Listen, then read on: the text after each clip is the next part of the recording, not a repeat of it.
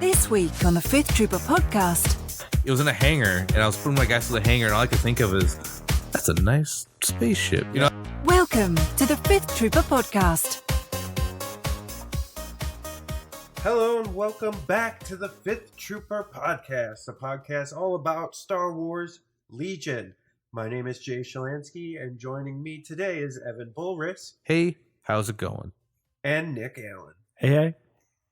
So today, we got a number of things we want to talk about, but overall, the podcast kind of feel is going to be talking beginner Legion. How-tos. How-tos. We're going to cover a number of different topics.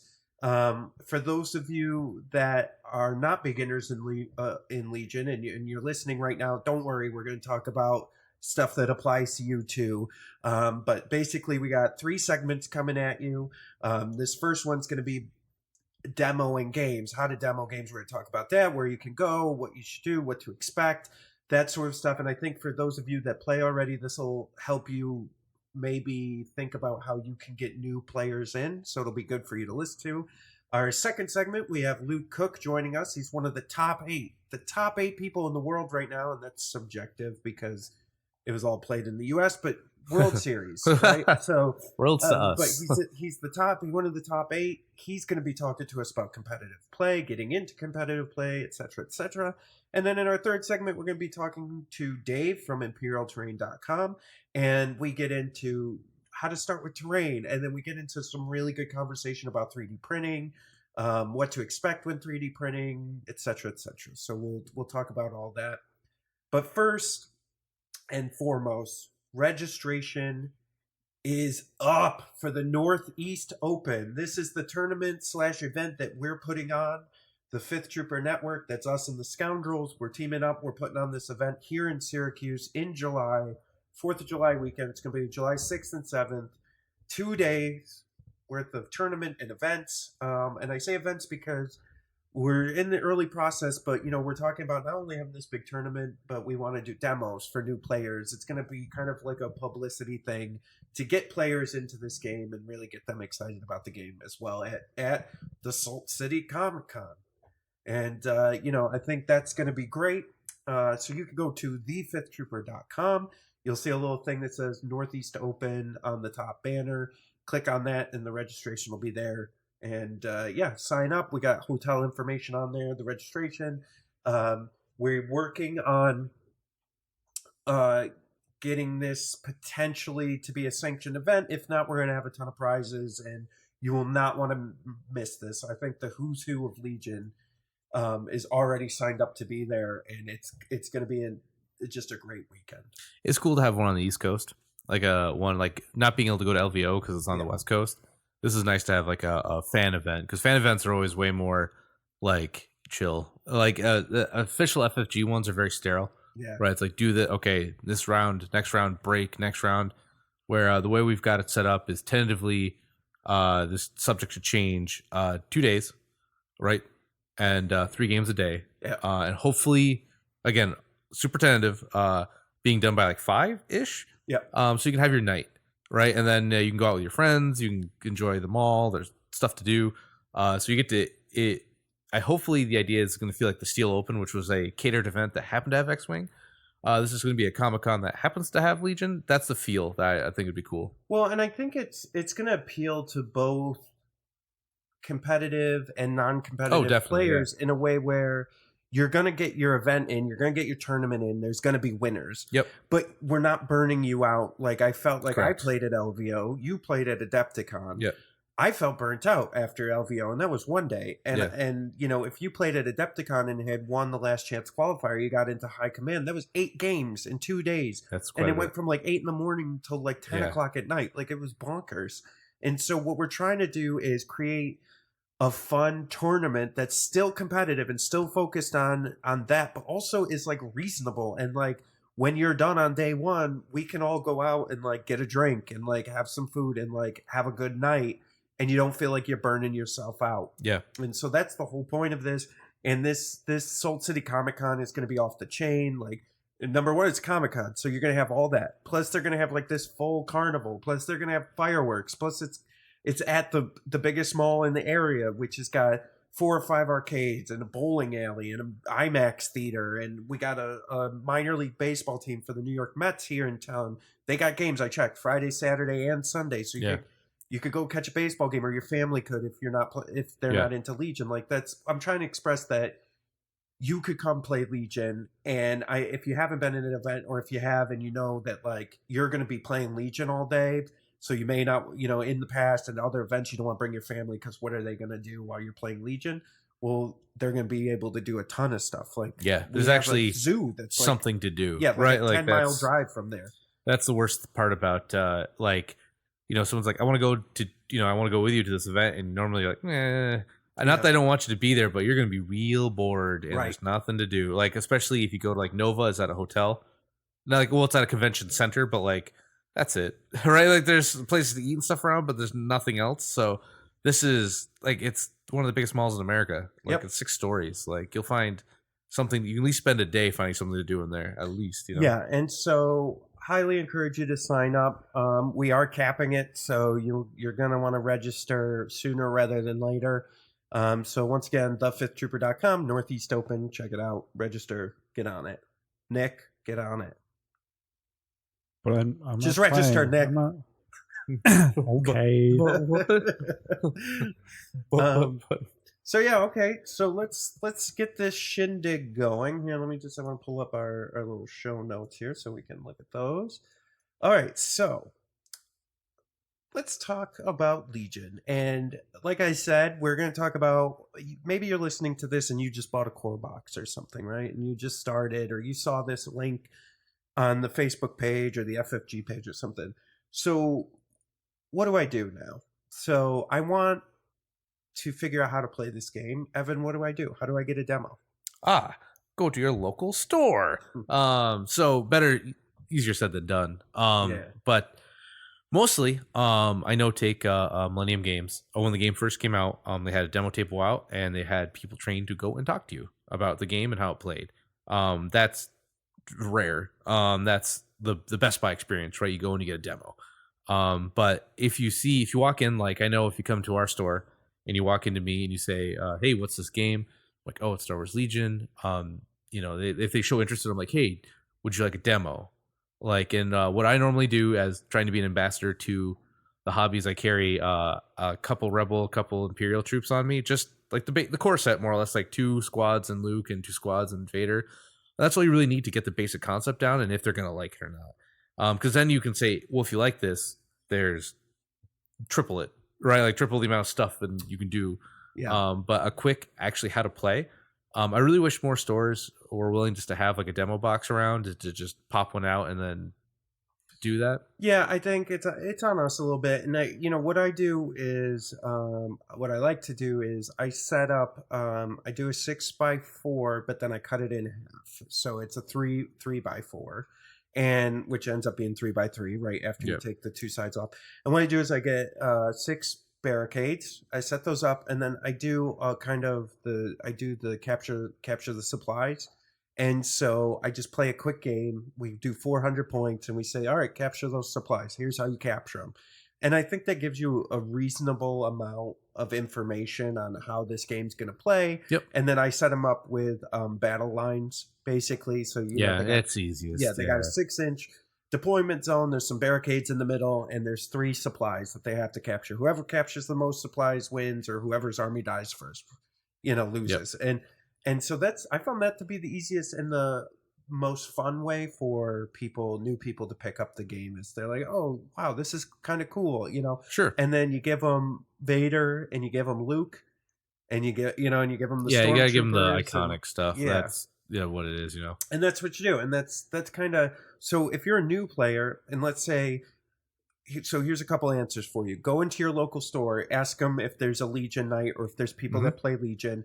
If they do, and you go in a night and they're there, ask someone to give you a demo. Don't be shy. Just say, hey, this game's really cool. I picked it up. Could you give me a demo? I'd be supremely surprised if someone said no. Agreed. Right. The second thing is, let's say you aren't really close to a local store. Let's say, or you're not familiar with a local store, familiar with the local scene. On the Facebook group, any of the Legion Facebook groups. I've seen our buddy Houston does this all the time, where he'll be like, he travels for work a lot, so he'll be like, "Hey guys, I'm going to be in, like, I think he was in California." Yeah, I was about to say recently. he's just in California right now. Yeah, I think. yeah. He He's like, for "Hey, I'm camp. going to be in this town in California. Anybody play Legion? I'd love to get in a couple games." You could do the same thing. Pop on the Facebook page. Say, I live at, like we live in Syracuse, but like I live in Syracuse, New York. I'd love to get in a game. How do I do that? Anybody around? Could somebody demo the game to me? I guarantee there's going to be one person At least. that'll want to do that for you. And it may not be, you may have to work on your schedules a little bit, but it'll be worth it. Trust me. And for those of you that play already, reach out to that person, because this is going to be, because you've been sitting there at home, whether you play competitive or if you play for fun or just at home with your friends, this is another person you could add to your list potentially. So, get out there and teach them how to play. Yep. No, it's super important. So more people that play, the more ideas get put into it. Like I've seen people brand new with a list do something with a unit that's completely legal that I never would have thought of. Yep. I'm like, oh, right, because I'm so trained to think a certain way about stuff. So it's like I had like Spencer was keeping his Imperial Royal Guard back near Veers and Sniper. Spencer's one of our new guys, and I would shoot with my sniper. His sniper, he's like, "Oh, the guard take the hit." I'm like, "Oh, yeah, I guess I can do that." Right? Like I never would, because normally my guard are up front doing stuff. So, you'd be surprised what people just, as they read the cards and they think of what to do, they change how you look at stuff. Yeah. So the next thing I've seen a lot is, what do I need to buy and how much should I expect to spend? I'm thinking, so I'm going to say a price point before I say what you need to buy. I think about $250. Is that about right? That's fair. Because I'd say you want 2 cores, or if you can find someone to split 2 cores with, that's the dream, is finding somebody who wants the other side you don't. And then 2 cores is about $80 if you split together, right? Normally it's about 160. And then Unless you can find a deal on Amazon, sometimes you can find it for like 50. Yeah. It's saying like 50 is. Usually they have them for 70 at least, Mm-hmm. anywhere from 60 to 70. But the dream is to find someone to split with. And if you can't, you know what? You got 2 armies. Actually, when you think about it like that, because the core set's actually a real deal. Because you get each 2. Let's say you want Imperial. Each Stormtrooper box is about $25, so you get 2 of those in there. You got a thing of bikes, which is about $25. And if you want to take Vader if you want to make him, if you could buy him separately, was about 12. So you get double that, because you get a Rebel Group 2, so you really get like almost double the amount of price of stuff you get in there. So if you find someone to split it with, that's the best buy-in I've ever seen for a miniature game. Because that's, if you each split 2 core boxes, besides maybe adding one more thing a piece you like, you're good. Like that's it. Yeah, and so for those of you that are new and for those of you that play, the recommendation I always make to people is, I don't try to get them to be competitive right away. Like, No, I don't do say, not, okay, You need get 3 this, snipers this, to buy this, 2 and this. units Yeah, out of yeah. the box. Yeah. What I say is, I go, what looks fun to you? Like, Right. and it's always going to be, for Imperials, it's always going to be Vader, Palpatine, right? So you're like, okay, that's your commander. Yeah. So now you have to get core. Yeah. Don't even get them into snows unless they're interested in playing snows. You get the stormtroopers, you get them set up, maybe the death troopers, because they look fun now. But what you do is you say, what looks fun to you, and let's build a list around that, right? The more iconic, the better for new players generally. Because that's how I saw the snow speeder of all things. So I'm like, the guy who I was going to start with wanted Rebels. So I'm like, cool, ATST, right? And man, did I play so much ATST snow speeder games, but like it's really like the iconic stuff bring people in, because that's And we got the new like Rogue One set. Now you can have Krennic and Death Troopers and Jyn and Pathfinders, and Shore Troopers are coming, right? So you can make a Scarif game not having to buy real crazy either, right? Like you just change your leaders out and some of the troops you buy. So for those of you that are new, the real thing to remember here is you need to have a commander. So that's basically any of the heroes besides like Boba Fett and Chewie are going to be what we call commanders. They lead your army. So you need one of those. You can have 2, but you need at least 1. The next thing you're looking at is core units. You have to have 3. Yep. Those are stormtroopers, snow troopers, and coming up shore troopers for Imperial. And then the rebel troopers, the fleet troopers, and then the new rebel veterans for AKA Hoth guys. Right. Yeah. For the rebels. So you need to have at least 3 of those. So if you get 1 commander, 3 of those, that's great. If you want Boba Fett or Chewie, They're what we call operatives. You can only have one of those, Or two. or two of Yeah, those. yeah. You can have two of those. There's only one out Yeah, right fair, now. Is yeah. what I meant. Yeah. And there will be more coming. So you get one of each of those if you want, and then kind of look at the rest of the stuff. So like an ATST, you can have two of those if you wanted to have those. The E-webs, you can have up to three of those. Those are called support or 3 bike units, which is 2, so it'd be 6. But yeah, so there's all these different things. And basically what you do is you get the core set, and the core set will explain to you in the rules in the back how many of each type of unit is in a full army. And that's a really good base to kind of start. Because what happens is, let's say there's 2 scenarios, really, I think. When you're buying the game, you're like, oh, I'm just going to get into this for fun. I probably won't ever play competitive. But what I would encourage you to do is buy as if you're going to get into competitive, just in case. Like, make sure you have enough so that when you decide to get into competitive, that you're like, oh yeah, okay, I got enough to cover myself here. Even just enough to make 800 points. Right. Like that's that's a baseline. But what do you think, Nick? So, being the sort of minimalist of the group, because you guys are the all in, I will buy everything. We're whales for Yeah. Legion. It's what it is. I know. So the only things you absolutely had to buy is you had to buy a core set for all the things that Jay listed and the tokens and the dice, At And the least 2. templates, And, yeah. and you probably need 2, I would say. just to start off. Yeah. Why? Because, all right, maybe you don't. Talk Mhm, me out of it. So you Talk need me one down, core man. set, and you need one more core unit Okay. To physically, yeah, okay. to physically play the I game. see what you're Yeah. saying. From there, just buy what you like. You'll only need like 2 more boxes of things. Mm, Like, so just buy what you like. fair. Do a little bit of research, figure out like what Jay just broke down, what units you need and how many you can have of each of them, and then just like if you really like Boba Fett, you can just buy Boba Fett, and you're basically set from there. Because that should be enough between the core box, the unit, and the Boba Fett. That's enough to make an 800 point army. Yep. With upgrades and everything Yeah, like that's that. I would suggest 2, like a Boba Fett and either like an operative, like a sniper or whatever, just so to mix things up a bit. But that's all you have to buy to play the game. Okay. You know, it'd be nice now that you're kind of saying that. You know how they have the different symbols for each unit? Like there's a triangle for your core. So on the tokens, we'll get to that later. But there's tokens, and you pull a token out of the bag, and it shows a symbol, and that symbol correlates to what kind of unit it is. If they put that on the box on the front, and I That think would be really nice. I think so. Looking at the Death Troopers, right? I mean, if you look at the box, and you don't know any better. Like, it says I can, because you're just looking at the rules. It says 3 cores. Like I could run 3. They're Death Troopers, right? Trooper in the name.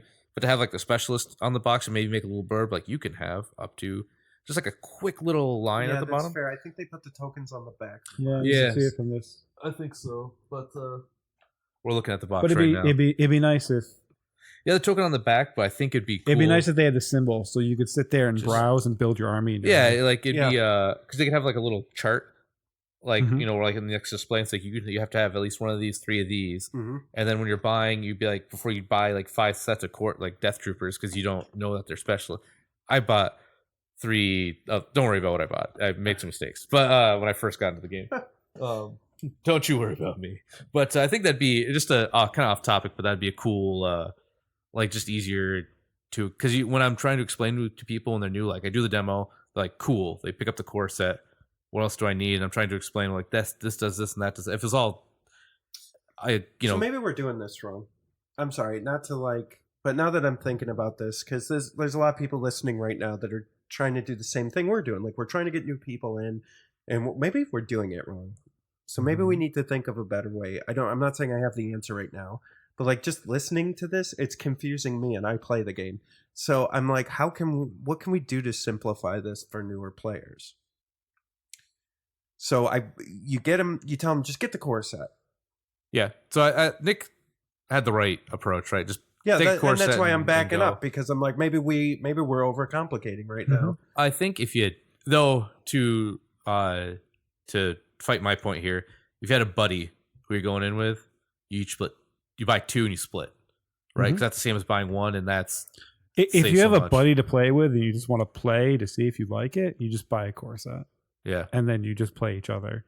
if you don't have a buddy to play with, then you're going to need to go to your local game store to get a game in. You're going to need an 800-point army because that's what everybody else is going to play. I think this plays to Evan's theory, and I know we were going to save this for another cast, but I think this is the point to talk about it because Oh god. here we go. So this game, This is going to be a really long podcast. yeah, I don't care. It's my podcast. I'll do what I want. And so, somebody, I have to give him credit. I'll get his name later, but somebody wrote me and said, "Hey, I got a good T-shirt idea. It just has the 5th Trooper logo, and then it says it's my podcast. I'll do what I want." So That's maybe pretty good. Yeah. new T-shirts coming Pretty out. good. Pretty good. But anyways, so Evan's got this theory. Go ahead, Evan. I'll let you explain it. Okay, so I've got kind of this. I have no idea if this is true or not, but from everything I've ever seen, here's my theory. This game was actually made for a 3x3 with a different point structure, where things were a little bit cheaper, but your point total was less, and you played it on a 3x3, and the game probably took about hour and a half. So X-Wing. It was X-Wing except with dudes. And what happened is somebody walked by, I'm assuming a CEO or somebody of that nature, and they're like, well, this is going to compete with our X-Wing line, so let's just double it. And so instead of playing on a 3x3, you play on a 6x3, and then you make an 800-point army. And the reason why, here's some of my like UFO sighting points. Oh, we need the chart of me next to a board with like a little rope line. That'll be a good picture coming up. So every time they ever do a demo, it's on a 3x3, and they make these elaborate boards. Like the first time I saw it at Nova, they had Tatooine and they had Endor. And it was a 3x3 immaculate board. And to me, so you played the demo, and it was great, right? You had Vader go up, and he fought Luke, and that was fun. But like for a demo, like why wouldn't you want at least one person to be playing the full game, like a full because they're at a hardcore gaming event. Nova's not. You don't go to Nova to play things casually, right? You're there because you want to be the best, you want to play. So to not show the whole thing, I thought was weird. And then anytime when they did the stream. For the new tank and the speeder, it was on a 3x3. So Fantasy Flight Games did a stream with Luke, Eddie, and Alex Davey, the guys who created the game, basically, and they played a game just for people. Sorry, that my bad. But they played a game on a 3x3. Yeah, and it was a great little board, right? Like it was where was it supposed to be? I don't remember. It was a cool little farmstead or something. But it was a 3x3, and the game played fine. Right, like it looked, and and here's where I'm going to back this up, and I think you're right, because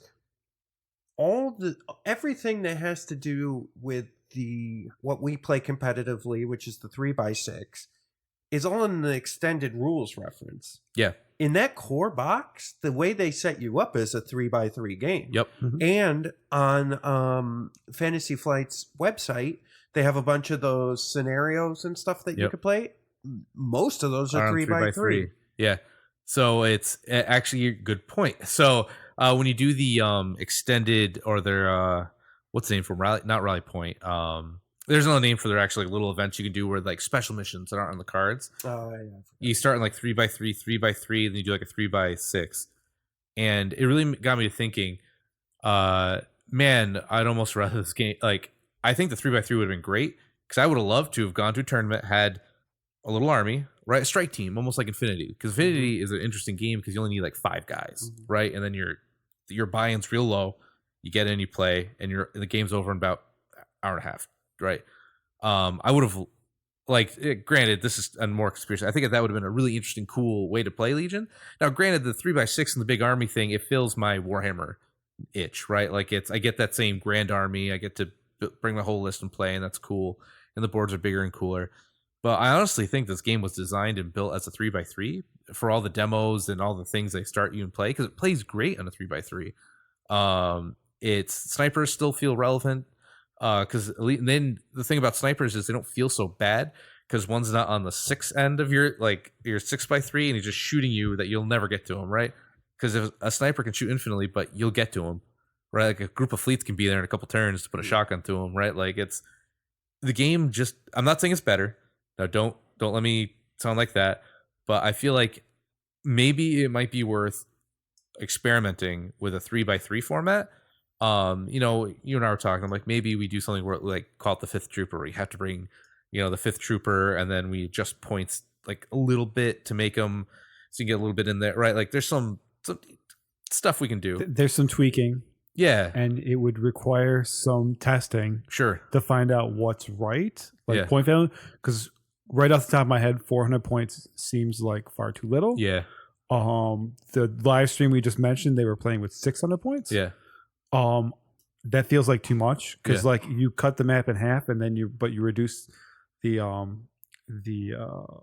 point value by 25% yeah, rather than 50%. So like 500 feels right, but it also depends on what feel you're going for.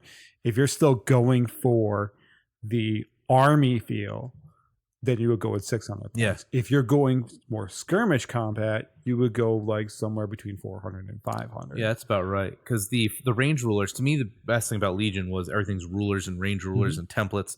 There's no tape measures. There's no, oh, that guy moved his unit front to back, right? Like that's in Warhammer. You got to watch that because that's like an extra inch they get when they do that in Legion. You dock them in the front and you move to the back, and that's just how you do it, right? Like it's everything's laid out to be as quick and easy as possible. And on a 3x3, it just works real well. So I guess if anything you take away from this, try playing 3x3 games. Give us feedback, try points, check it out. So where I was going with this, and the reason I wanted Evan to go down this line is because if we were to back up to where our conversation was, I think this whole podcast, and I'm sorry to these guys, but I just kind of shifted our whole podcast really quick here because I was thinking about this. It's okay, I didn't read the notes. That's Anyway. okay. Perfect. Thanks, Nick. Thanks for showing up. He doesn't play Legion, doesn't read the notes. It's like, I don't know why I keep inviting him back. Just brought kidding. I think at this point I invite myself. Yeah, it's because you're cute and you bring your level-headedness. So here's said I'm cute. here's why I'm going down this path is because I realized as we were talking about this that a lot of you out there, I'm guessing, aren't playing competitively. That you like the hobby, That's fine. you That's like to totally play. cool. Yeah. So my thought is, okay, why are we trying to force this down people's throat? Why am I trying to tell people to buy all these units and I'm thinking from a competitive way, which I think is the wrong way to think. Mhm. So what I was thinking about was when Evan brought up this 3x3, I think that the game for newer players and for those of you that are just playing at home for fun is more of a story-based Works great. fun 3x3. game on a 3x3 because I think the time commitment from a 4x6 or 3x6 competitive standpoint is too big for newer players. I think it's something to build up to, not something to start into. So if you're newer or you're trying to get your friends into it, I think that especially with this downed ATST thing coming out, some of the stuff they got online, just do a 3x3. Yeah. Do a 3x3, do a cool story, like set up some neat terrain, which later on the episode we're going to talk to Dave from Imperial Terrain.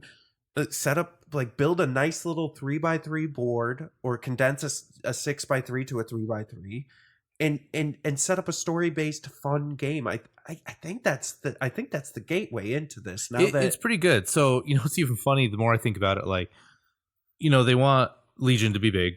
Every company wants their product to be big. Like the fact that they didn't just print a 6x3 mat and they made 2 3x3s. right. And so you just put them together. Like, I get that they probably have a factory that just presses that, but like everybody else does. Right? So my guess is it wasn't that like a CEO walked by and said, this should be on a 6x3. I think it was a conscious decision by the designers to open up design space. That's fair. Because we've seen out of FFG specifically and all games, you run out of design space, which means that you've run out of you sort of back yourself in a corner from a design perspective to where like you can't let the game can't go anywhere. Yeah. Like we saw this with X-Wing, which is why we have X-Wing 2.0. Yeah. This happened with Game of Thrones. I wasn't playing 1.0, but that's why 2.0 happened.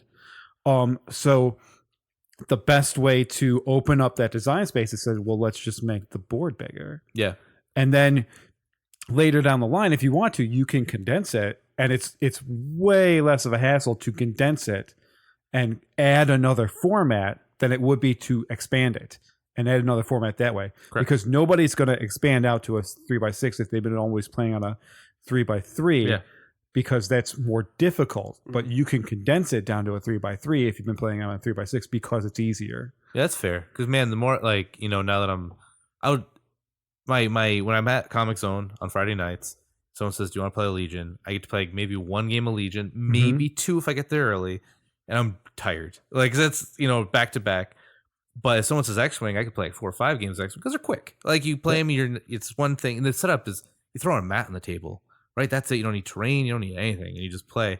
But if you said, "Hey, let's play a 3x3 game of Legion," and we just put like a building down and some barricades around I'm it, actually loving this idea. because that'd be like it'd just be quicker, and I could do 2 or 3 games in and not feel like I'm like really burned out. Hot dang there, podcast land! You just heard us formulate a whole idea live on the podcast. So- And honestly, there's scenarios out there that they Yes. make for 3x3s, and so maybe it might be worth just trying those out and seeing, are these fun or are these just like like something they made. And I'm just thinking about how much more digestible that is for newer players, for just all in general, and then From a tournament scene. yeah, and you can create these interesting armies and these fun armies without it getting too complex. Wow, and- Wookiees become a whole lot better when Yeah. they don't have a whole board they got. Certain things become worse. Certain things become better. Like Yeah. orb bombardment becomes horrible Yeah, because yeah. you can't guarantee that kind of range. Yeah, but at that point, with where we're going with this, does that matter anymore? Because those things are all competitive level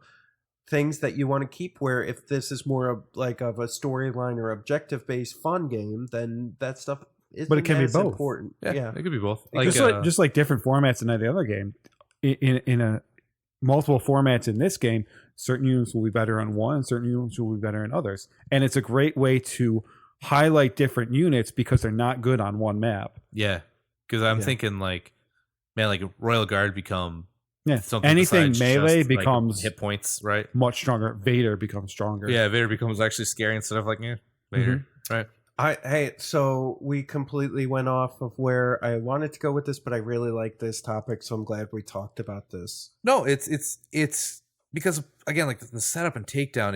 If there's nothing set up, there's not a dedicated like miniature table. Yeah. You gotta put up boards, gotta find a mat, get a mat, look for terrain that matches the mat because I'm like that. I gotta have it all look good.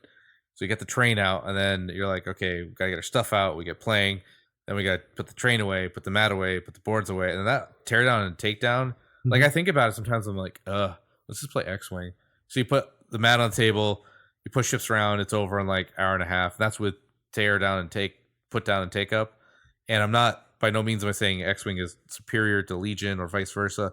I'm just saying like if I am tired on a Friday night because it's a long week and I want to go relax and play some games, the last thing I want to do is like, I got like half an hour of setup to get this going, right? Like you're like, it's to get to play is just the more time, and to have like those Legion mats that I bought, those dumb Legion mats that I hate, that they ain't so bad when it's only a 3x3, right? You roll one out, it looks like dirt, cool. You put some trees on it, you put the Jedi temple looking thing on it, done. Like they become way more like usable than that. I hate them. Not to mention the obvious of fewer units. Yeah, and you're just like, here's Vader, 3 stormtroopers on a bike, like almost out of core box or something. Like that'd be cool. All right, so I think what I'd like to do, I think that was a great conversation to go into. So what we're going to do now is we're going to go into our second segment.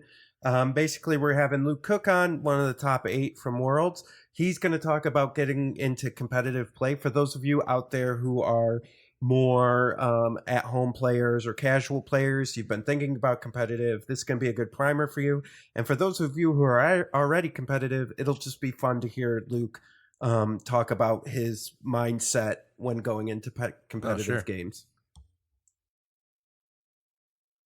All right, now joining us is Luke Cook, one of the 8 competitors that are going to Worlds whenever Fantasy Flight gets around to announcing it, and looking for to be the world Hasn't been champ. announced yet? No, it hasn't. Isn't it supposed to be in June? Luke, have you heard anything about Worlds? I have not heard anything. Yeah, you would think you would be the first to know. Yeah, too. no, I don't think anybody's heard. So. No, it's getting close too. We're only like 2 or 3 months away. Who knows? Or is it? right. Or maybe they're just canceling it altogether. Who knows? But okay, so we decided to invite Luke on today because this podcast is kind of the whole episode, as we've talked about before, is just about, hey, what are the different aspects of Legion for not just newer people, but maybe people who aren't as heavy into it yet and are just starting. So we wanted to get Luke on and really talk about getting into competitive Legion. So we thought it'd be a good idea since Luke has his invite to Worlds and he's one of right now the 8 best players in the world. I put that in air quotes because we didn't really have international events, but it's like the World Series of Fantasy baseball. Fight Worlds. Right, Fantasy Fight right. Worlds. Yeah. So Luke, I guess the first thing let's talk about is building a competitive list. So your thoughts, my friend. Well, are you just speaking like what do I start off with, or?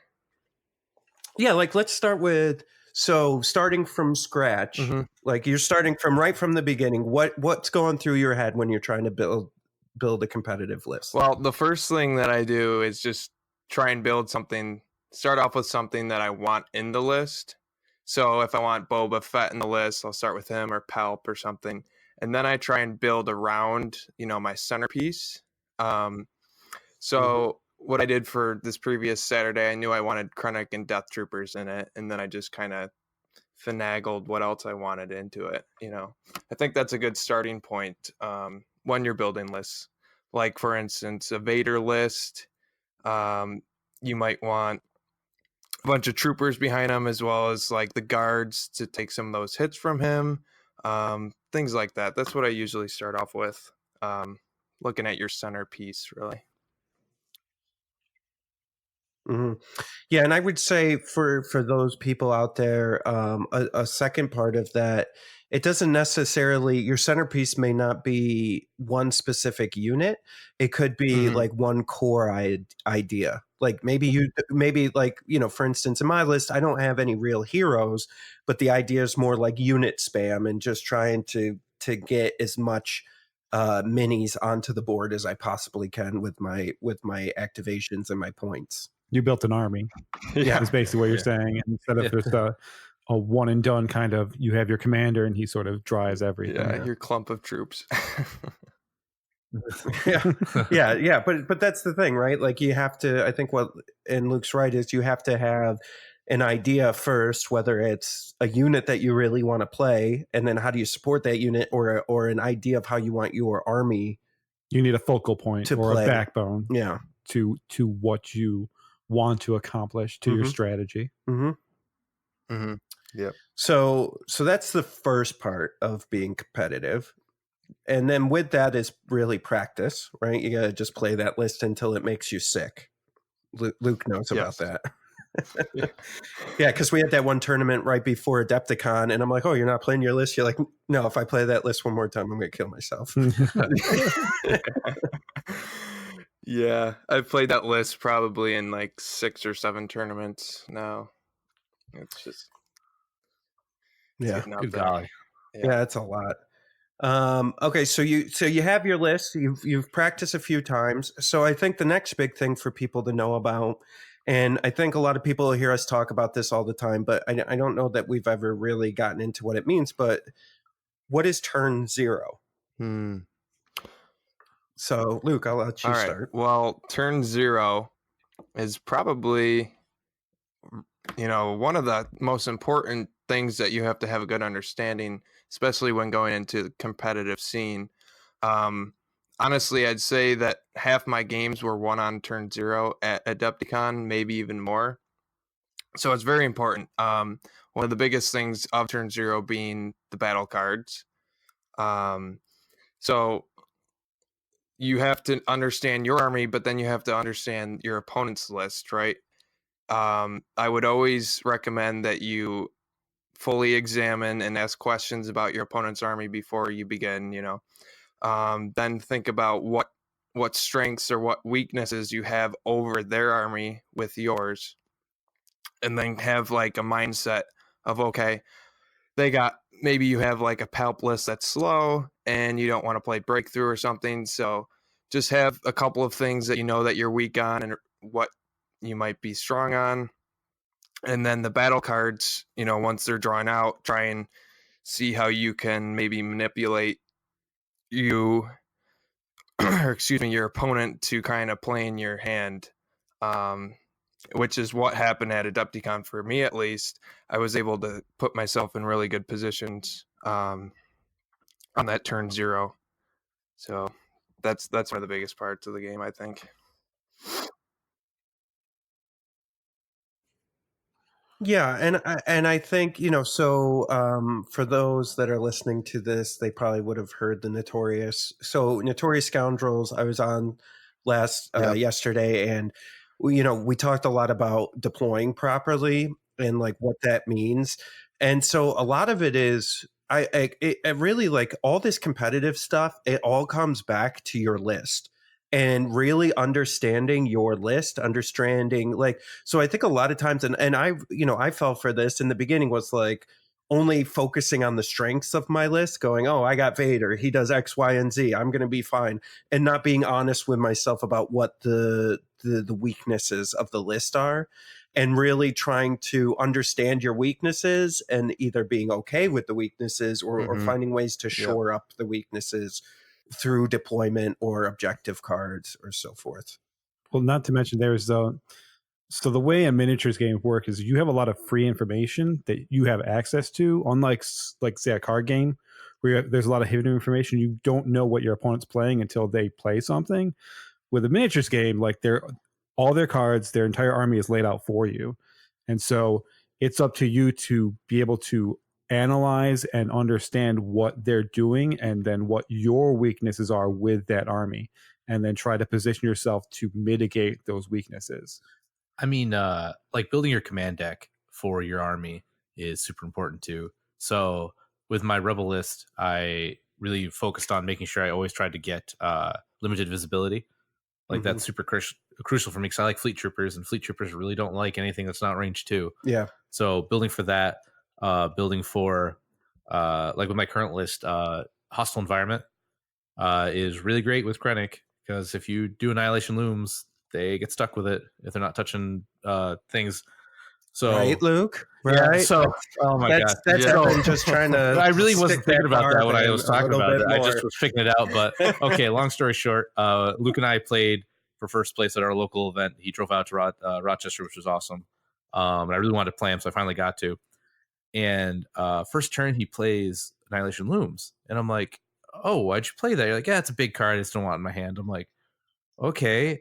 He just forgot that it happened to be hostile environment. Yeah. And then the next turn, I'm like, "Oh well, Annihilation Looms." And so his whole army, we ran out of suppression because we were putting it on everything. Like he ended up winning. Like he took a really bad situation and turned it around for himself.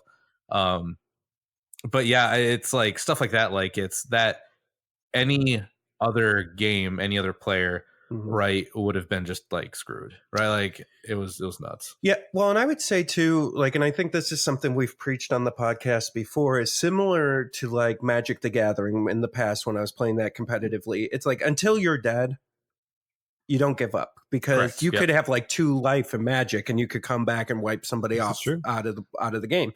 And it's the same with Legion. Like you may have a really bad turn 1 or turn 2, but as long as you still have order activation control, or whatever maybe miniature control that you have, Krennic's Compel is saved the day. That was really good. I didn't really think about it that much, and I tended to I snatched defeat from the jaws of victory because I got Boba a little dicey. Wanted to go up there and start punching, and then he just killed Boba on 2 shots. I'm like, oh, I'm sorry, Luke. I'm sorry. Everybody back in the corner. Everyone's good, but it was but like that command deck and how that laid out really affected it. Or how many times have you seen someone do limited visibility and then the first card they play is like maximum firepower?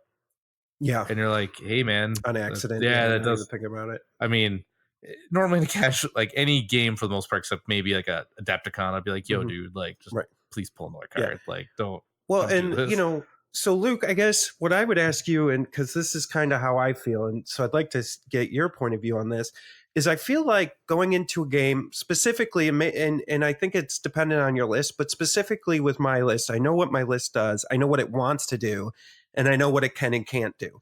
So no matter what really terrain or objectives we're getting, my play style with that list is still very similar, because that's what the list needs to do to be successful. So do you feel like outside of like minor adjustments, do you feel like when you're going in with your list that you know what you want to do with that list, and major adjustments you kind of avoid? Or do you feel like when you're building a list, you want a list that's more adaptable to situations? Yeah, I tend to lean towards adaptable list. One of my biggest things is looking at your list, my opponent's list, and seeing what their weaknesses are. When I go into a game, first thing I ask is, okay, what are you running? And I like to, go through everything, every little upgrade, everything, because I already know what my list can do. I know everything about it. I memorize the stats basically. But I want to know what your list does and what the weaknesses are for that list.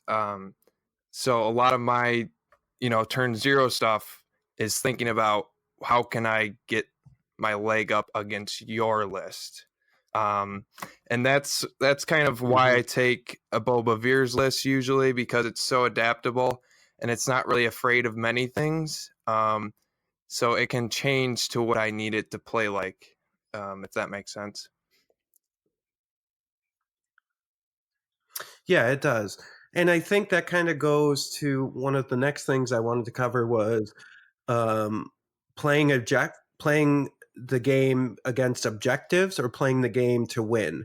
And I think those are two different things, because I think sometimes players get caught up, and I've done this, is you get caught up with the objective. Like, I want to earn this objective. I want to get the points off of, like intercept the transmissions, for instance, right? It's 2-4, and then at the end of the game. So like I'm trying to like boost up during turn 2 to grab those points in the middle objective, where maybe it makes more sense to wait, pick off a bunch of your opponent's units to then take it for turn 4 in the end of the game. And so I think that a lot of newer players make the mistake of playing to the objectives and not playing to the game, if that makes sense. Yeah, that totally does. Yeah. Evan's got a quizzical look. Go ahead, Evan. Yeah, because I feel like you're still playing the objective at that point.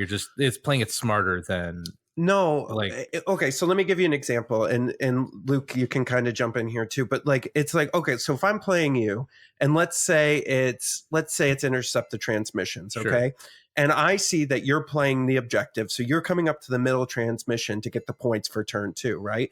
Well, instead of trying to beat you to the transmission or to pile up, I'm just going to try to murder everything that you put up there.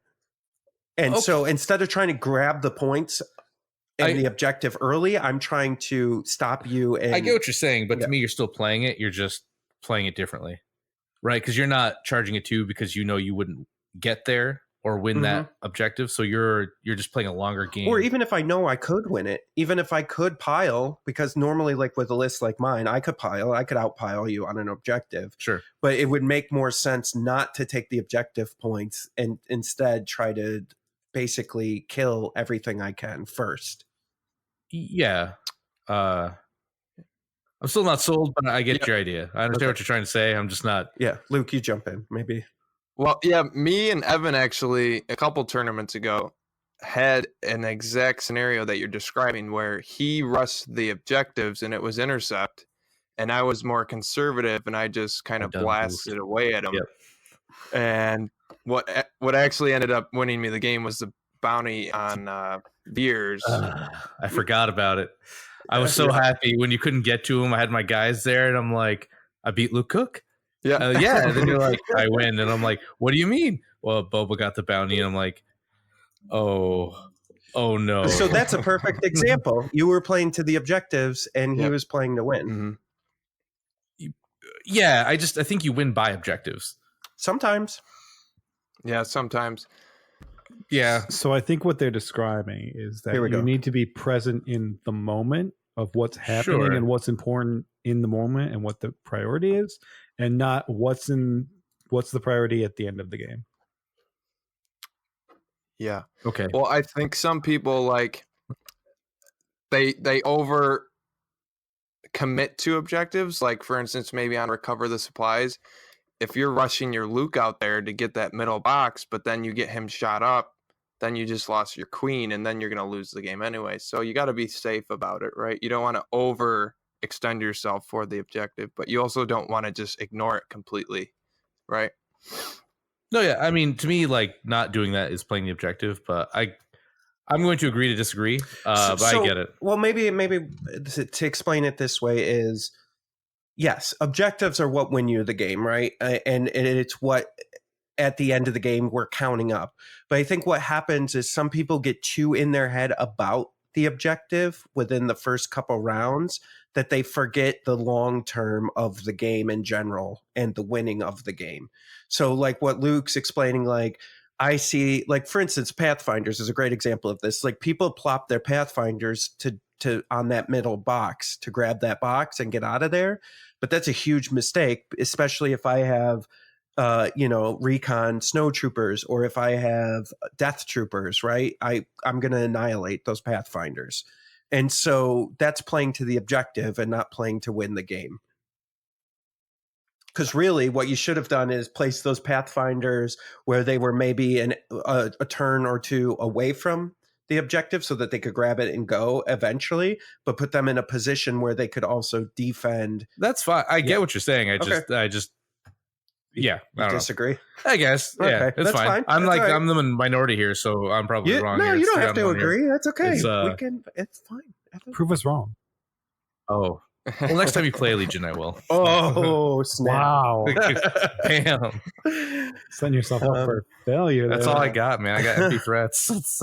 So I guess the next thing we'll talk a little bit about, I think this falls in line, is offensive versus defensive play, and I think there's scenarios within each game, within each round, that you're gonna kind of trade those, but then I think also, once again, this falls back to your list. Like Rebels, you're going to want to play a little bit more defensive and strategic, where Imperial, you can be a little bit more offensive. Don't go nuts, but those red dice are a lot more in your favor. Forgiving. And so, so Luke, I guess for you, do you feel like you kind of straddle the middle between offensive and defensive, or do you come in going, okay, I always want to be on the offensive of this, so that they have to answer to what I'm doing? Well, yeah, I think I'm more of an offensive player. I like to shoot things. So a lot of my strategy goes towards, maybe if I'm at range 4, do I move or do I shoot that DLT shot? I usually shoot the DLT to put out that suppression, instead of double moving or whatever. But I do sometimes play on the defensive. Obviously, if you're blue player on sabotage, you're playing defensive. Yeah. If you're blue player on like a breakthrough or something, you might be playing defensive as well. So it's important to understand when you need to do either of those, especially in competitive.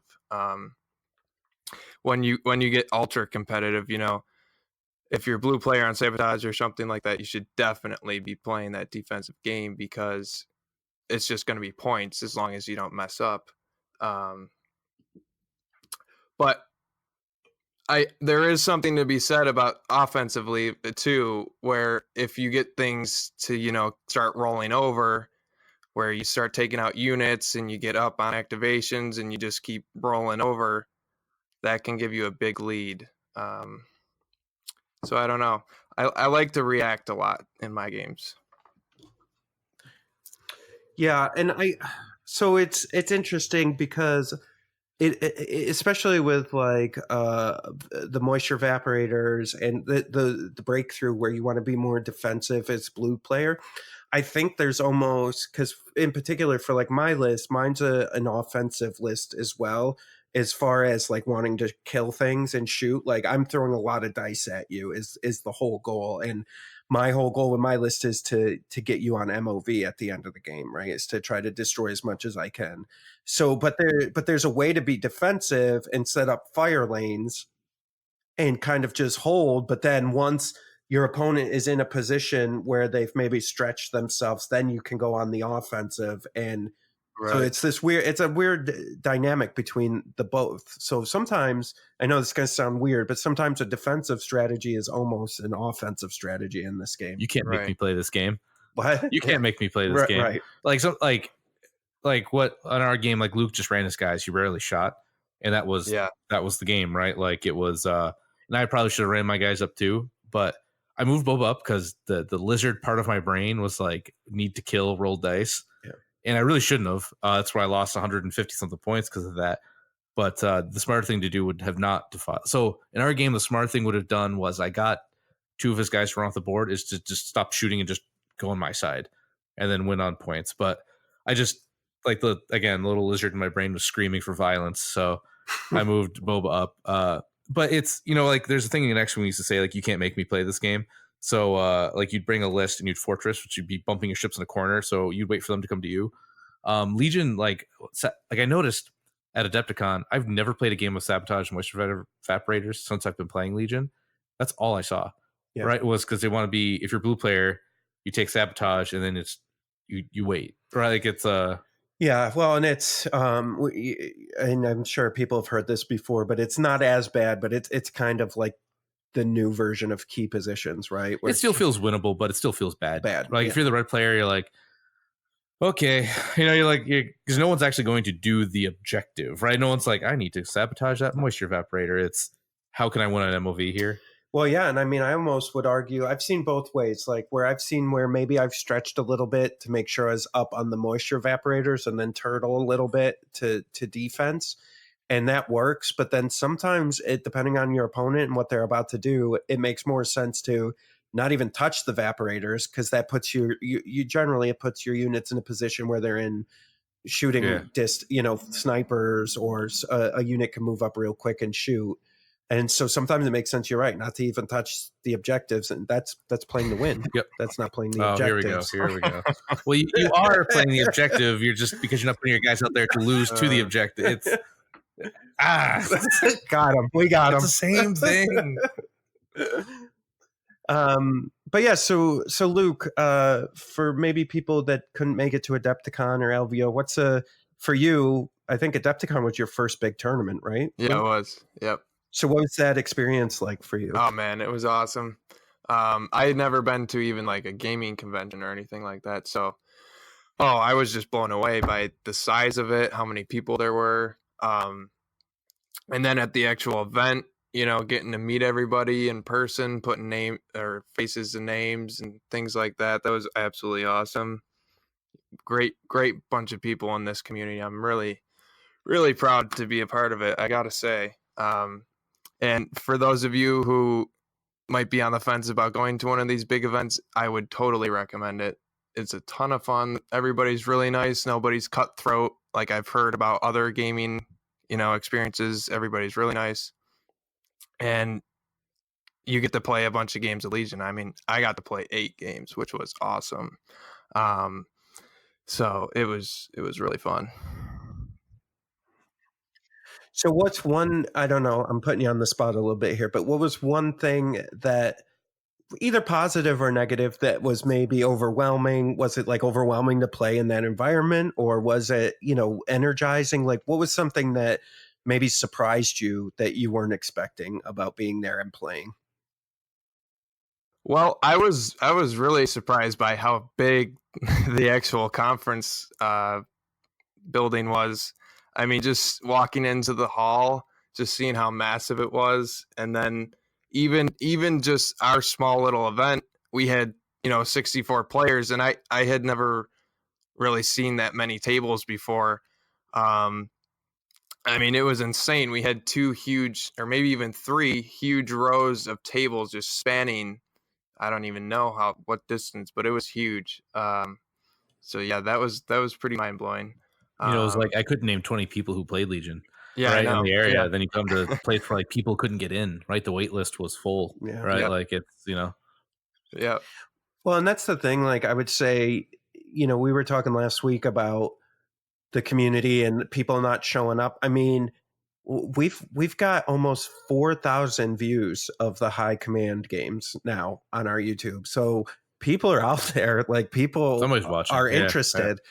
And so maybe, they just can't make it. But yeah, I think sometimes when you're local and so Luke and his dad and a bunch of our friends, we all kind of play in the same circuit here in upstate New York.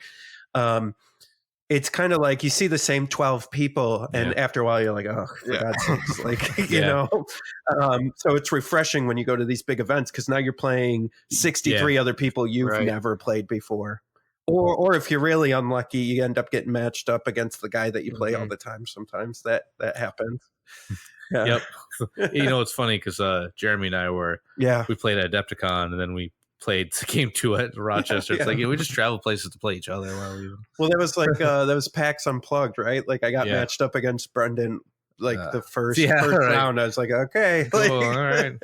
Glad we drove all the way out here. But yeah, okay. So Luke, any other tips, tricks, advice that you would have for people that are wanting to get into competitive play? I would just recommend playing games. That's probably the best way to practice, right? Just play more games. And then if you're not playing games, maybe just think about the units and their different synergies and things like that. One thing that really helps, for me at least, is just knowing all the stats. I mean, I don't even pull out my cards when I go to tournaments. I just have them all memorized, but as well as my opponents. But that really helps. So just, you know, playing around on the computer, list building helps. Things like that. Just any practice you can get, really. Yeah, and I would say, you know, Luke plays on Tabletop Simulator as well. So, like, if you don't have a group in your area, like I know we've had some listeners writing in talking about how there's just not a scene. Well, you can get on TTS on your computer and you can play anybody around the world. You can play Luke, you can play me, you can play Evan. Like, we're all on there. So, you know, that's another way to get into it. And I will say, like, Luke, I don't know, I didn't really do a count, but I would say 50% of the people that were at Adepticon were all people we knew from Discord as well. Oh yeah. And I'd say for all the tryhards, right? 75% of high command, maybe more, are right. We're all the super tryhards. Yeah, we're all on the TTS. Yeah. So So, you know, if you can get on Tabletop Simulator, it's a little different, and it's not exactly the same as playing a real game, but you'll get to play against some of the best of the best. So yeah, I would say all the top, maybe -2 of the top 8 all play pretty consistently on TTS. So, hey Luke, I heard you had a YouTube channel. What would that be? That would be No Disintegrations. I do some you know, little videos here and there when I got time, just on like tactics. I do some you know, unit analysis and stuff like that. I'm trying to do some more battle reports, but you know, there's been some technical stuff. No, sure, man. You're one on snipers is why I run 3 snipers now. Dude, you're like, snipers are good and I hate them, and I'm like, time to put 3 in. Here we go. They're so good. Yeah. Yeah, the big thing now, we actually talk about this on the Scoundrels podcast yesterday, is snipers and medics are stupid good. And so, like, you just have a unit hanging back with a medic, and when a sniper gets sniped off, you just heal it up, bring it back. Oh god, that's obnoxious. Yeah, it's super. See, I really think medics and Wookiees are something there, but I don't know. Yeah, I think there's choices, but all right, Luke. Well, thanks for joining us, man. We appreciate it. No problem. Thanks for having me, guys. Yeah, thanks, man. Yep. Yeah, so that was Luke Cook. For those of you who don't know, or if it wasn't clear during that interview, Luke's one of our boys. He's up in upstate New York with us. We all play in the same circuit. I don't even know how many tournaments we've played against them in the last year since we've been playing, but a bunch. Between him and Chris Cook, it's been a lot of tournaments with them. I'll get you next time, Luke. Yeah. But I thought it was some great information. He's got a great little YouTube series that he's starting where he's just, I kind of like it. He's just kind of chill, sitting there and just like ruminating on his thoughts about Legion and stuff. And very smart kid. I like Luke a lot. Good buddy of the podcast, good friend of ours. And I'm glad and happy for him. But it's funny, I was going to say, I'm glad and happy that one of our buddies made it into one of like Worlds. The upstate New York guys. But then I realized that like Gordon and Kyle and R1H4 and like I feel like I'm buddies with all these guys now. So it's like, that's true. I love Gordon. Yeah, he's a real good guy. So like I've met all the top 8 at this point, and they're all awesome guys. Luke just holds a special place for us because he lives intrinsically next to us, so we Yeah, get to play him. we've been playing him. Yeah, since the so that's beginning. like, you know, nothing against anybody else, but he's just geographically closer to us than anybody else. Right, he's in our group, I Yeah. guess. But yeah, so that was I love talking to Luke about Legion and playing Luke and Legion, and I always learn something when Luke's around. So that was really great. Okay, so now we're gonna pop in and talk to Dave from Imperial Terrain. And now joining us is Dave from ImperialTerrain.com. What's up, man? Not too much. How are you guys doing? Doing good. Excellent. Fantastic. Excellent. Don't need to be creepy. Sorry. So to kind of continue our whole podcast here, it's kind of, you know, we talked to Luke Cook, one of the top 8 who are going to Worlds. And in the beginning of the podcast, we kind of talked about like where you could find games, how you can get started. So we thought it would be cool to talk about terrain, one of the biggest aspects of this game outside of the miniatures, right? And so who better to have on than Dave? You might have seen some of his stuff if you saw our live streams of Adepticon, or if you were at Adepticon or at LVO. Dave had how many tables? A bunch of tables, right, Dave, at each one of those? I don't even... LVO we did 10, and then at Adepticon we did 8. Jeez. Yeah, so if you watch the Adepticon stream, the temple table, the really cool table, that was Dave's table. As compared to The desert table, which was hot.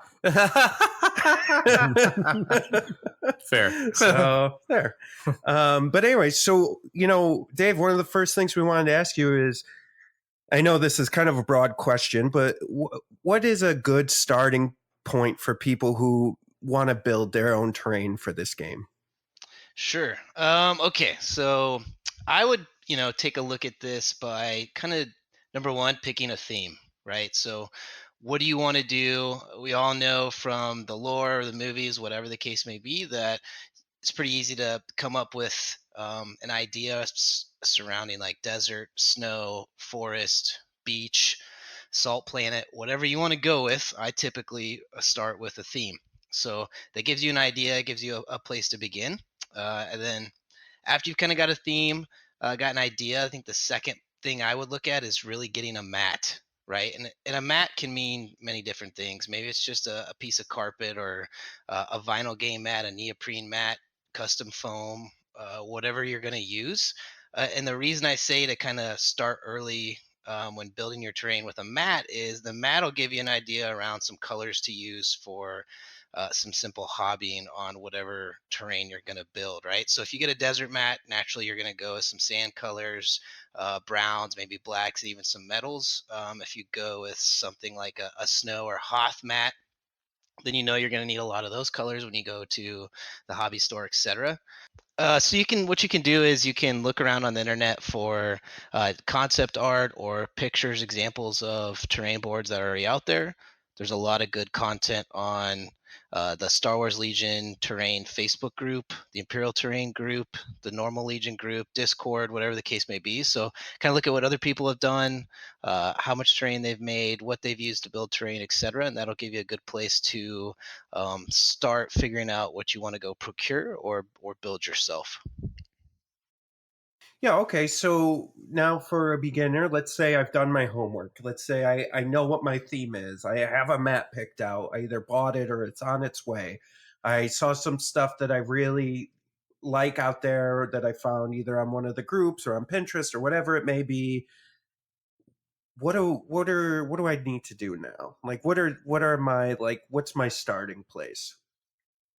Very good question. So then I would go to, once you've kind of like looked and seen some examples, you've probably figured out by then whether you want to go with some scratch built stuff, right? Whether that's made out of like foam and wood and heck, guys are making stuff out of paper towel rolls and glue soaked paper towels. So you kind of figure out what medium you want to go with. Do you want to go with 3D printed? Do you want to go with scratch built? Do you want to go with MDF? Or a combination of all those things. And a lot of times it comes down to like how much money you want to spend and how much time you want to spend on this. So that would probably be my second largest next step would be figuring out kind of what that medium is you want to use or combination of those, and then start to do that research around what vendor you want to go with or maybe hey, I'm going to scratch build all this stuff, so I'm going to start figuring out some tutorials off of YouTube. There's a ton of different content around making wargaming terrain.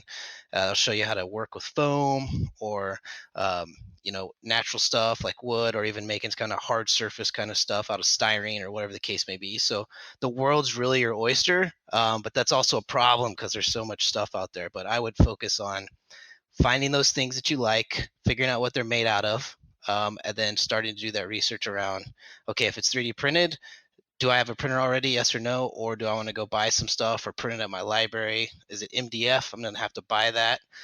Is it scratch built? I'm going to need a bunch of cool stuff to build that in my garage or my hobby shop. Yeah, and so to add to that, what I would say is two things.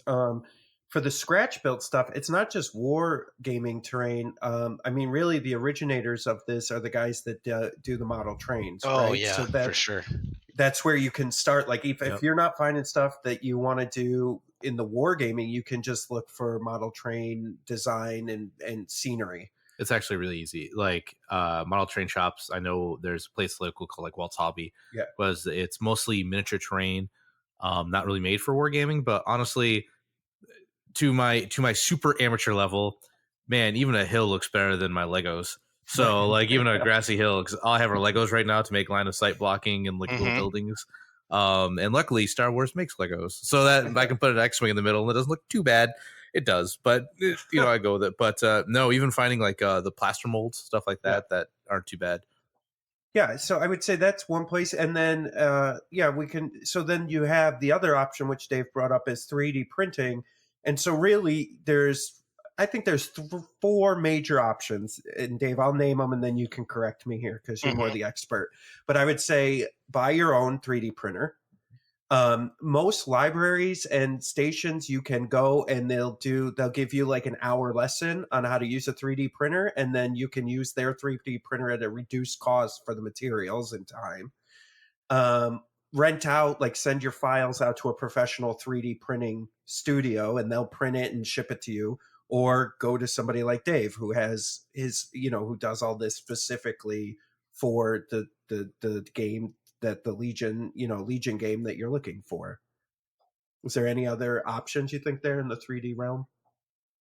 I don't think so. That was pretty good coverage. I'm trying to think if there's any kind of newer things. I mean, there's plenty of places, really, because the community is so strong. There's a lot of people out there. So if you are leaning away from procuring your own 3D printer, there's many, many reasons why people don't get their own, even if they have the financial means not to. There's plenty of people in these groups that already have printers, and there's a lot of nice little companies. There's a couple we work with even that will do exactly what you mentioned, Jay, which is say you pick out, hey, I want those 3 buildings from Imperial Terrain. I don't have a printer.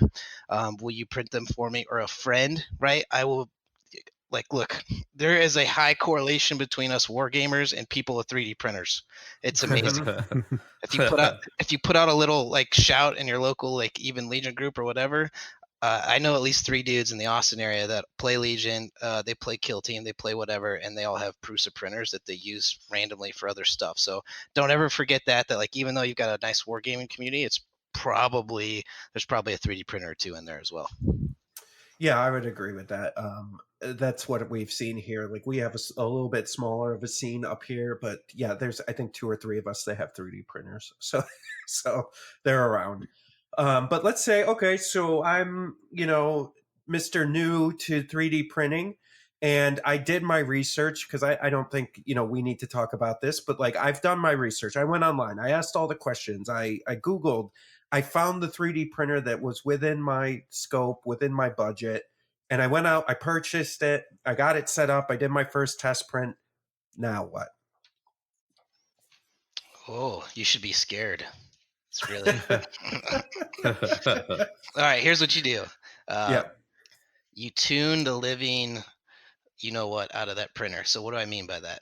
So this thing is a machine that is really still in their very early days. There's a lot of software configuration and variables that need to be done. There's also a lot of tuning on the mechanical side that needs to be done. Now, not to scare people away, it's not that hard. If somebody like me who came from a tech sales background was able to procure one of these things and spit out really nice looking products, you can do it too. So no sweat. So the whole point is you bought the printer, you've got it put together, tune, tune, tune. So what you need to do is go to Thingiverse or find one of the groups that your printer belongs to. If it's a Creality printer, an Ender printer, a Prusa printer, there's all very active communities on Facebook and Reddit and Discord for those different types.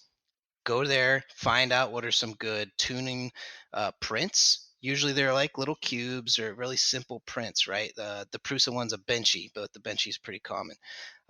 And what it does is you print this kind of cool little model, and it will actually do many, many things from a testing point of view for you in one print, as far as bridging, hangovers, layer height, like all the little things you need to look at and pay attention to.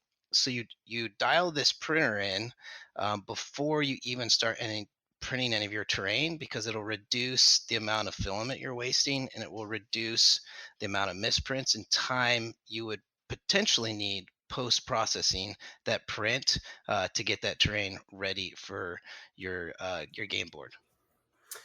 Yeah, and I would say, and one of my recommendations too is really focus on what the manufacturer of the printer says is the best filament for that printer, because there's a lot of different choices like ABS and PLA, and also like what kind of, like, I'm sure Dave, you've run into this because PLA is more organic based, so the fumes aren't as bad for you health wise as like ABS, which is just straight up plastic. No, that's a great call out. So we started with ABS for about 7 minutes, and I'm serious. I bought 10 rolls of this stuff in the first early days. We started printing with it.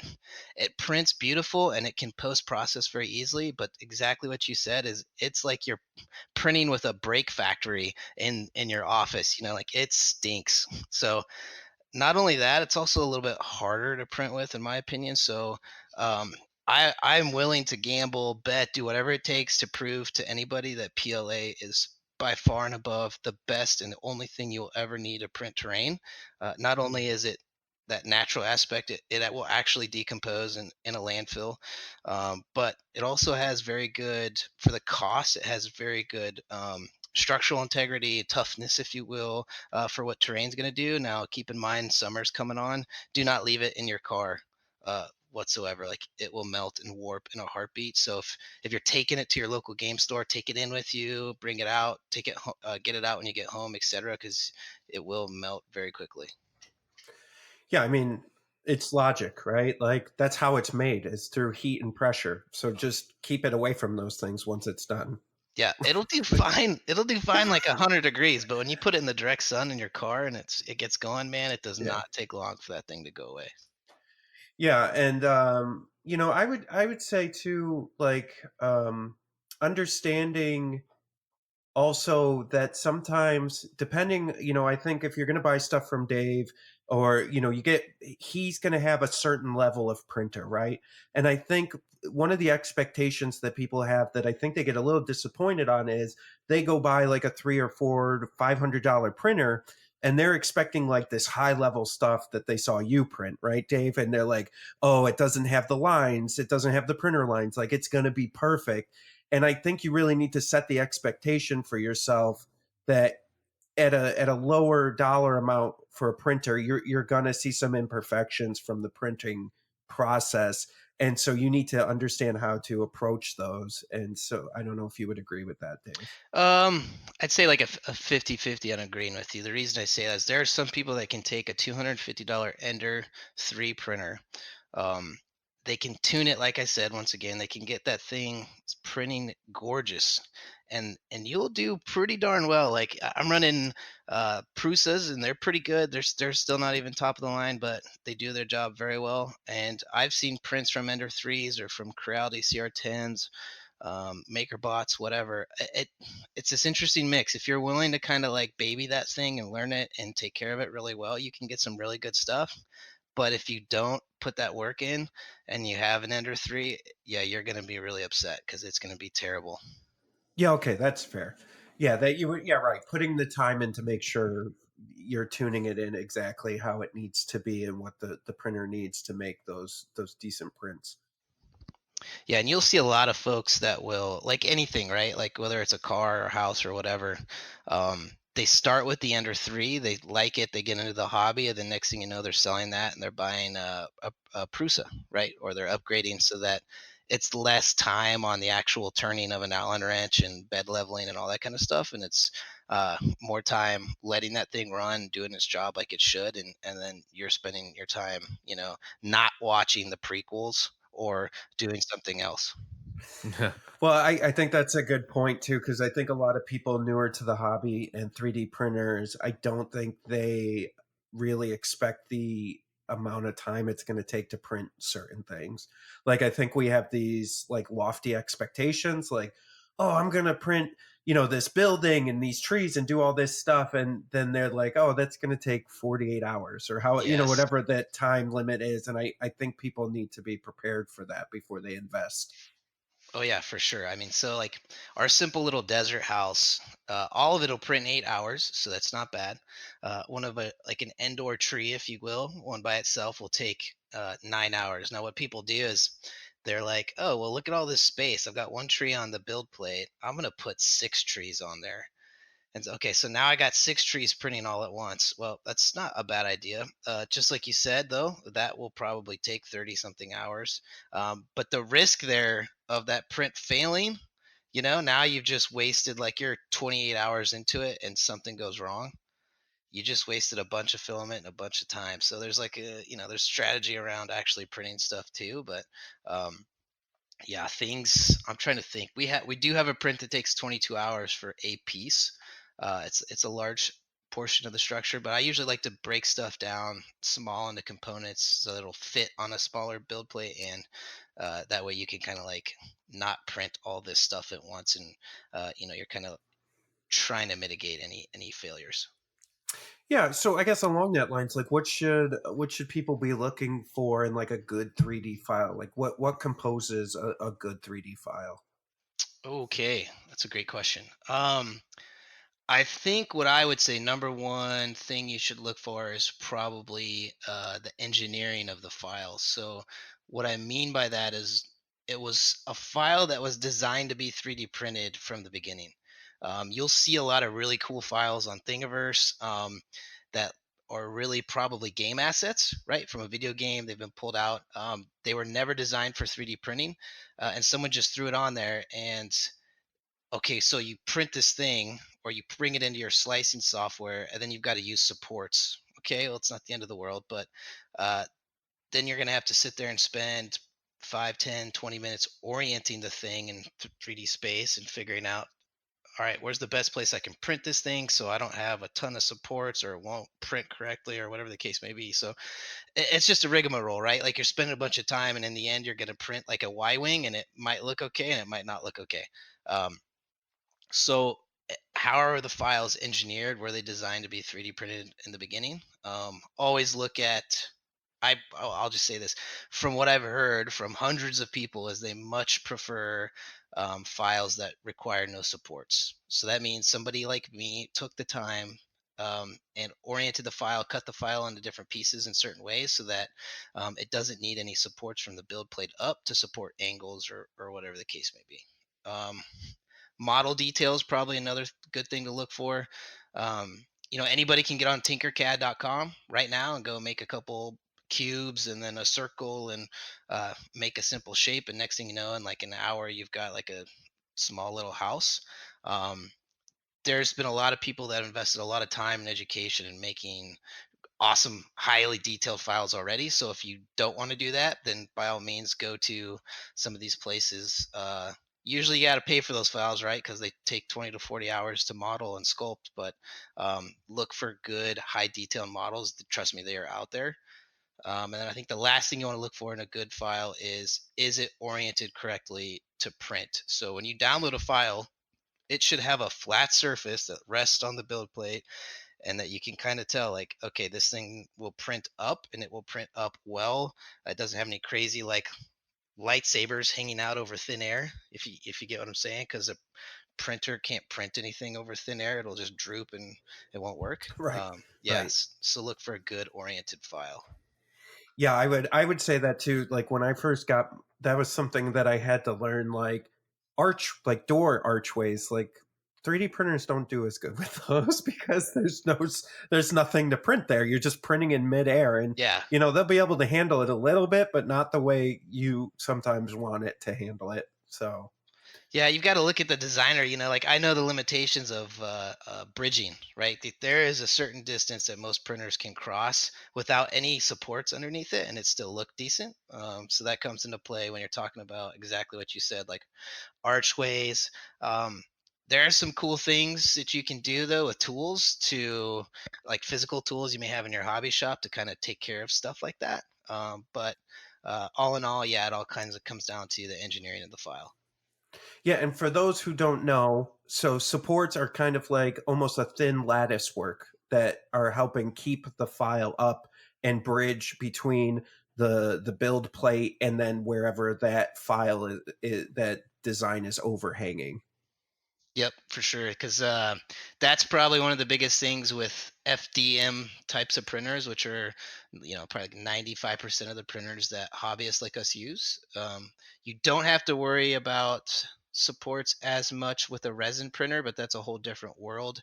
And resin printers are more so for miniatures, I would say, and like small, really cool bits that you can glue onto buildings, and like little tiny power generators or canisters or whatever the case may be, like high detailed stuff that you want to use. But the resin is liquid. Those printers are typically more expensive and generally a bigger pain in the butt to get working right. Okay, so I did everything that you said. I've gotten to this point. I was patient, and I've got a beautiful model off the print bed. And how do I prep and paint that model now from a 3D printer? Cool. Okay, so what I do is, number one, I made sure, as you said, that I was highly tuned and all my settings were good, which will take care of 50% of the work on the post process side. Because if you're minimizing those number of print lines and the severity of the print lines, you're going to spend less job getting it ready. But I think first and foremost, you should ask yourself, how much do you care, right? Like, to understand that this is terrain and this is typically viewed from, I don't know, you're standing up or sitting down playing on a table, you're looking away. um, so you've got to figure out how much time you want to invest, but let's just say you want to do an average job or a decent enough job for tabletop wargaming. I would go down to your local Home Depot or Lowe's, get yourself some automotive filler primer, spray that on, and then that filler primer is designed to fill in those gaps between the print lines. And you can stop right there in base coat. If you want to sand, then you absolutely can do a coat or two of sanding with a 100 grit. Typically is what I'd start with, and then follow up with a 200 grit. And if you do that, the surface finish starts to look like injection molded, like a nice smooth hard plastic. And you can do with some hard surface models like Imperial style structures, for instance, you can get some really nice looking stuff if you take care of those basic things up front, as far as surface preparation with the sanding and the spray primer, and then start your basing, and then go from there. So really it comes down to, like we said a couple of times now, making sure your printer's tuned up and running really well. And then once it comes off, hitting it with the surface primer, doing some sanding, getting it to that quality level that you're comfortable with. And from there, you can get ripping, whether you're going to do some rattle can base colors, which I would highly recommend. We use them all the time. Matte colors, always, right? Like, so you can get a sand matte color, a green, a brown, a red, and now you've just, even some blues, I think. But you've reduced the amount of time you're spending painting, and it's cheap, right? Like a nice rattle can of matte Krylon is like $3 or $4, and you can hammer like a whole table with that. Yeah, and yeah, I mean that's, and don't get sucked into this bull crap of paying $15 for like GW spray No. can paint. Like you can go to Walmart and you can get like, Yeah, the Crayon is really good. And then what's the other paint primer for plastic? There's another one that Walmart carries that's decent. And so they're like $2-3, for a very similar finish. Yeah, I would stay away from there is definitely like some dollar blacks and whites and whatnot at Home Depot or any of the stores. To be honest, I would bump up to like a $3 or $4 rattle can and get you the matte color. There's a camo line, and I think they're from Krylon. Have been like my go-to. They're great. The colors are kind of Star Warsy, rough, earthy tones, and they work really nice for a base. And then once you got your base on, you can go from there as far as washes, different base colors than your washes, and then start doing like some detail stuff. Okay, so I've painted up all my 3D printed terrain. I got it all ready. I have my theme. How do I place that terrain and plan a table for Legion play? Yep, it's a good question. So, uh, lay out your mat, right? Get your game area set up. Whether you got a 6x3 or a 6x4. The first thing that I do is grab your deployment cards, and then actually kind of set up some makeshift deployment zones. However you want to do that with the little cardboard markers that come with it, or you want to use pencils or whatever the case may be. So what you're doing is you're just kind of getting an idea of any potential deployment zone, which you can just basically mark off the entire boundary, right? But that'll give you an idea now on where you can start to place some terrain and where you probably don't want to place some, depending on which deployment zone is picked. But then think about, you got your makeshift deployment zones laid out. Think about your theme, right? So let's say like you want to do like a little desert village or a forest or something like that, and start to place your terrain around, keeping your deployment zones in mind, um, and start to kind of come up with a little layout. And it's real simple because you can just start to put stuff out there and see what works. You've played the game before, about movement or movement distances and how far buildings should be from each other because you don't want to be too close or too far, or whatever the case may be. And once you kind of got like an early table layout that you think's cool, think it'll work, make sure you take a look at your objective cards, right? Because there can be times where if you put a giant building in the center, and depending on what objective card you choose, that could be a bad choice, right? Because it all depends on what those actual conditions are. So, like key positions, for example, right? If you put that there and you've got a large structure there, depending on who you're playing, you may have like an argument on your hands, right? Because you got this large structure. Who's touching it? Is it easy to touch? I like to leave center of maps more open with maybe just some scatter. And if it's key positions, then they're going to come after it. Or on those thirds, if you will, along the long edge, to leave those spots lighter terrain and more stuff around it. But that just kind of gives you an idea or a starting point. Like always keep in mind those deployment cards and those objective cards and sometimes condition cards, but just to have like a good, nice kind of balanced game setup. Um, Once you're all set up, always keep in mind, and Alex mentioned this, Alex Davey mentioned this at Adepticon, was have a very thorough conversation with your opponent. So if you've got a building with a door, like look at every single building and go, hey, that door is closed. That building is unplayable. This building is actually comprised of multiple pieces, so that if you have a large structure and you've got a squad on one end and they've got a trooper unit on the other end, and they're all both in base contact, it's like you don't get any cover. And it's like, wait, what? Like there's a giant wall, multiple walls between us. So we just saw a lot of that at Adepticon. So it's just something else to consider when you're kind of setting up and getting your table ready to play. Yeah, and one of the things to go along with that is whatever decisions that you and your opponent make during a game, those are considered legal at that point. So if you have a handshake decision on stuff, that's how that game's going to move forward. All right, cool. Well, so Dave, just to wrap it up, why don't you tell the folks a little bit? I know you just launched a brand new thing on your website. Why don't you tell us a little bit about it, and if folks are interested in signing up? Sure. So if you do have a 3D printer and you're looking for files, we just launched something called the Commission, which in the Commission is a subscription STL service. So you sign up, but we got 2 tiers, 10 or $15 a month, and you will get early access to all the files that we are releasing. I'll put a caveat there. You do not get access to all the files we have ever released. It's the new stuff that we're pushing out. So you get that early, and you will typically get, if you pay the $10, you'll get $15 worth of files. You pay the 15, you get 20. So you get the new stuff that's coming out, and you also get beta files. The beta files are throw-ins for me on stuff I'm working on. I like to get feedback from people. We just did Starship Interiors. I had those laying around for like 2 months. So I threw those in the beta to see what people thought about them, if they wanted more detail, if they wanted floor place, whatever the case may be.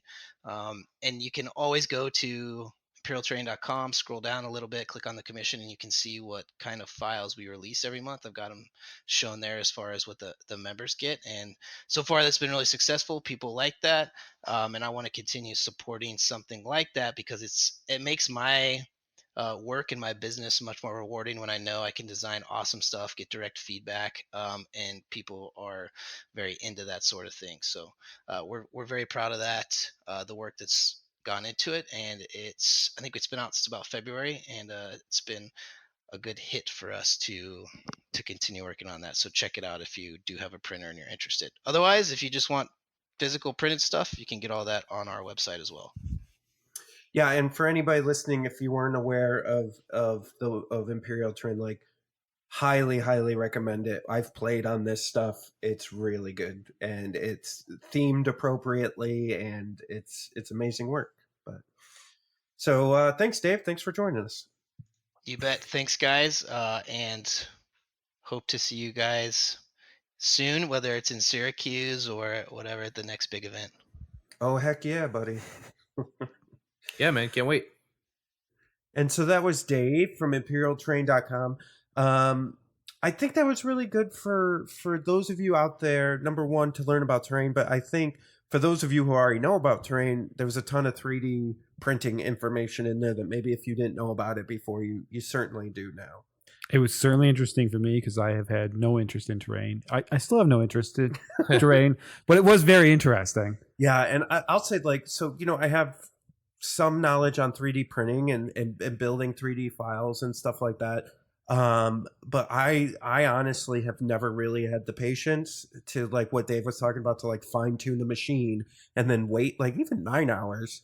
That's long. Like To me, for me and my instant gratification, that's a long I'm with time. you. Right? Like I just want my terrain today. I can't physically wait. Like it drives me insane. But I do love my 3D printer and I do use it for stuff. And I can't stress this enough. Dave's stuff is amazing. It's real legit. I've literally played on it at LVO. You've played on it at I meant to Decepticon. ask him. He had a spaceship with like, it looked like it'd been in a hangar for a while. He had like someone put like a cloth over it to try to like keep it from getting dirty. Dude, and I remember I was so looking cool. down. It was in a hangar, and I was putting my guys to the hangar, and all I could think of is, that's a nice spaceship. You know, as I'm getting murdered by Freeman on I stream. I'm remember just you like, telling me that afterwards. Like you came up to me like, "Did you see the spaceship inside?" yeah, there?" I'm like, nothing "How else. was your game?" The rest of it looked really good. I'm like, well, all I could really focus on was how good that spaceship looked after that. But oh man, but no, his it's funny because he was going over some really good stuff, and I thought about it, and I'm like, I use Legos and stuff to make line of sight blocking because it works good enough. You make platforms and stuff like that. I think I might just double down on my toy yeah. feel to make it feel like more like Army Men, those old games where you're like fighting over like. So I need to find one of those. If I can find a 6x3 one of those play mats, I have like the roads on them. You know, I'm talking about like the old ones, the cards. I might have one of those. So I do a 6x3 that, and I just make like Lego buildings, and I have Lego like a TIE fighter, and then I Lego a couple X-wings. So I could really just double down on that toy feel. Yeah. I think that'd be a really cool mat actually to play at our event. Like you've got all these really cool looking ones in like a straight toy box, because that's really what the game is. Yeah, but then you buy Lego figures and you go into bases, and then there's you go. That be careful you say that, because that's people have been doing that. Yeah. Like people buy like the Lego equivalent of that unit, and they put him on like a Fantasy Flight base, and it's just about the same height, and it looks okay, right? Well, and I love that you went here because I'd like to wrap this, and I think this is going to squeak into next week too. I mean, by this time, you guys have been listening for about Hour and a half. hour and 40 minutes at this time. So here's what I'd like to say. here's how we're going to get new players in. And for those of you that are new that are listening, we got to keep this fun. And what Evan was just talking about with the toy box idea, it's just something fun. It is cool, like and cool yeah. to throw in. And so for you, those of you out there who are competitive and are trying to get people into play, we made the realization and had the epiphany right here live on the podcast that maybe pulling them into competitive right away isn't the best way to do this, but to bring them more into story-based 3x3 games to encourage that. And then just enjoying it from a hobby aspect. And then you can, take a look at what we talked, or listen to what we talked to Luke about getting into competitive if you want to. But I think there's a whole lot of other angles to this game besides just the competitive scene, which, we have been focused on a lot lately, but I'm hoping that we can start bringing you guys into the other aspects of this game. It's tough because it was like tournament season. Well, like it was the tournament, right? That we were just so. I mean, I'm still burned out from all the traveling because I've traveled for that, traveled for X-Wing, and now I'm finally like, this is the first weekend coming up where I plan on not going anywhere. I was in Rochester last week for something else, and like the rally points are coming. Rally points are coming up. There's one in Canada that you and I just decided we're like, nah. Yeah, it was next week, and like, no, dog. I can't do it. There's one in October. We can probably go. Like, it's like what I like about Legion is it's not as every weekend in X-Wing there's something to do somewhere. There's a tournament. There's a trial. Legion's a little bit slower, and I know some people may chagrin. Like, oh man, I wish there's more. Like, honestly, dude, enjoy the breaks. Like when you get time to like downtime. I'd love to actually play that downed ATST. Well, otherwise we'll never play it. Right? Yeah, and it gives you time to work on your list. I get some of that downtime because I don't know how you feel, but like I get this sense from you, like when you're going to all these X-Wing tournaments, that sometimes you'd like to play something different. But that you can't because it's not good. There's something because you just haven't had time to play it, or you haven't had time to research the list. And so every X-Wing event that I've went to was the first time I've played a list. Right? Like so I'm going in dry, and it's not that. Because the last list I brought was bad, and this once I play them, I see the flaws, but I just don't have time to even play. Like even during the week to even get a game in. So that's the thing with Legion is like I have a Krennic list I like. It's Krennic. I like just DL stuff while I'm playing him. That I think is actually good, and I want to keep trying it as competitively. But I'm also bringing a kind of a new goofy casual list with me. It's got like a T-47 and I call it No Heroes. Like not just a normal generic commander. Just to make it so when a new guy comes, he's just playing with everything he owns. He's not getting like triple sniper, double suppression, Krennic Death Trooper. He's like, my guy runs off the board again. It's just going to be like a more casual fun list. So I'm going to bring both with me. So if someone wants to play competitively, I got you, fam. I got that list. And if someone wants to like, hey, this is just what I have. Yeah. Right. And be like, cool. I've got a list that I can pull. Oh, we've only got 600 points. So I can pull some stuff out to make it where I can add remove to that list and it's not hurting any synergy or anything. Right. Like, yeah, I like it. Okay, everybody. Well, once again, thanks for joining us. Visit thefifthtrooper.com to sign up for the Northeast Open. It's going to be a blast. And join us next week when we talk more about getting new people into Legion. I think that's going to be a topic for the more about Star Wars Legion. Yeah. Guaranteed. Coming up. Well, I don't know. Maybe I'll throw them a curveball and we'll have a Keyforge podcast in place of it. I'm down for that. Gotcha. I'm ready for that. All right. Well, thanks everybody for listening, and join us next week. Take it easy. Stay rad. Join us next week for another edition of the Fifth Trooper Podcast. This has been a Fifth Trooper production.